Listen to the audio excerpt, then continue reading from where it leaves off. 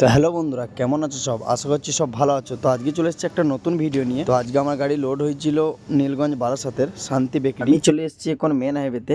এখন বাজে ভোর 3:30 আর রাস্তা পুরো ফাঁকা দেখতে পাচ্ছ। তো গাড়ি লোড হয়েছিল আমার রাত্রে। আমি রাত্রে বেরোইনি, লোকেশনে চেক করে নিয়েছিলাম। রাত্রে খুবই জাম ছিল রাস্তা। তোমাদের সাথে কথা বলতে বলতে চলে এলাম আমি বালির টোলে। বালির টোলটা পার করে আমি একটু দাঁড়াবো, লোকেশনে চেক করব যে রাস্তা জাম আছে কি জাম নেই। তো বালির টোল পার করে আমি দাঁড়িয়ে গিয়েছিলাম। তো এখন আমি মোবাইলে লোকেশন চালিয়ে দেখবো কোন রাস্তাটায় জাম আছে কোন রাস্তাটায় জাম নাই। কারণ নীলগঞ্জ দুটো রাস্তাতে যাওয়া যায়, বারাসাত হয়ে যাওয়া যাবে প্লাস তোমার ব্যারাকপুর হয়ে যাওয়া যাবে। তো আমি এখন লোকেশনটা চালিয়ে দেখবো। তো আমি লোকেশন আমার মোবাইলে চালু করে দিলাম। তো আমি একবার ট্রাই করে দেখেছিলাম আমাদের ফ্যাক্টরি থেকে, এখন দেখেছিলাম হালকা পাতলা জাম আছে। এখন আমি প্রথম ব্যারাকপুর হয়ে দেখবো। ব্যারাকপুর রোডে আমাদেরকে হালকা দেখাচ্ছে যে হালকা জাম, মানে চলতি জাম। এগুলা হলুদ হয়ে আছে, মানে তোমার হালকা পাতলা গাড়ির ভিড় আছে, তার বেশি কিছুই না। তো ব্যারাকপুর রোডে তো জাম নেই।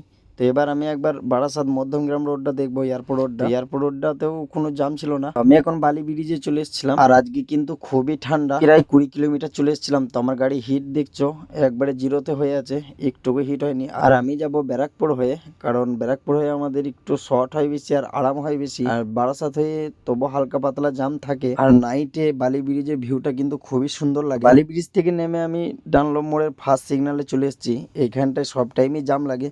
তো এখন দেখছো পুরো ফাঁকা। তো আমি ব্যারাকপুরের রোডটা ধরে নিয়েছিলাম আর রাস্তাটা পুরো ফাঁকা, হালকা পাতলা কুয়াশা ছিল।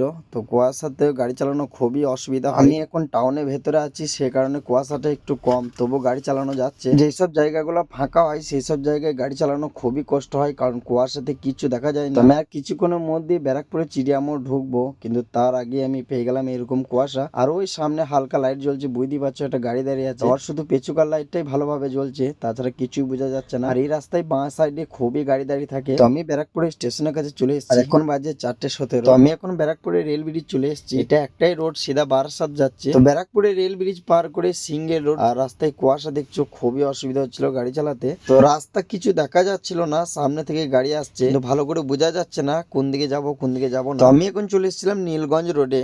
আর নীলগঞ্জ রোডের অবস্থা দেখছো কুয়াশাতে। আর গাড়ির স্পিডটাও আমার ঠিক 20 থেকে 30-এর মধ্যেই থাকছে, তার বেশি গাড়ি স্পিড তোলা যাচ্ছে না, কারণ রাস্তা কিছুই বোঝা যাচ্ছে না। এই শীতকালে সকল ড্রাইভার ভাইদেরকে একটাই কথা বলবো, গাড়ি একটু সাবধানে চালাবে, কারণ এই শীতকালে আমাদের অনেক ড্রাইভার ভাইদের বিপদ হয়। এখন চলে এসেছিলাম আমি নীলগঞ্জ বাস স্ট্যান্ডে। কুয়াশার মধ্যে গাড়ি চালিয়ে আমার হালাত হয়ে গিয়েছিল খুবই খারাপ, তাই আমি এক কাপ চা খেয়ে নিলাম। গুড মর্নিং বন্ধুরা, এখন বাজে 9:11। তো আমার গাড়িটা আনলোডিং এর জন্য ডেকে নিয়েছে, আমি গাড়িটাকে নিয়ে চলাম আনলোডিং পয়েন্টে লাগানোর জন্য। তো গাড়ি আমার আনলোডিং হয়ে গিয়েছিল আর এখন বাজে 11:20। আমি এখন গাড়ি নিয়ে বেরিয়ে যাব, আমি বারাসাত হয়ে যাবার টাইমে। আর আমাদের যেতে যেতেই 12টা বেজে যাবে। তো আমি চলে এসেছিলাম বারাসাত মোড়ে, এখন বাজে 11:50। আমি এত তাড়াতাড়ি বেরোনোর পরেও আমি হালকা পাতলা জাম পেয়ে গেলাম। আমি এখন চলে এসেছিলাম বালি টোল পার করে। বালি টোল পার করে আমি দাঁড়িয়ে গিয়েছিলাম। আমার গাড়িটা অনেকদিন গ্রিজ করা হয়নি, তো সে কারণে গ্রিজ করাবো আজকে। তো আমাদের বাইরের চাকাগুলো সব গ্রিজ হয়ে গিয়েছে, তো এখন ভেতরে আমাদের স্যাব লাইনে গ্রিজ হচ্ছে।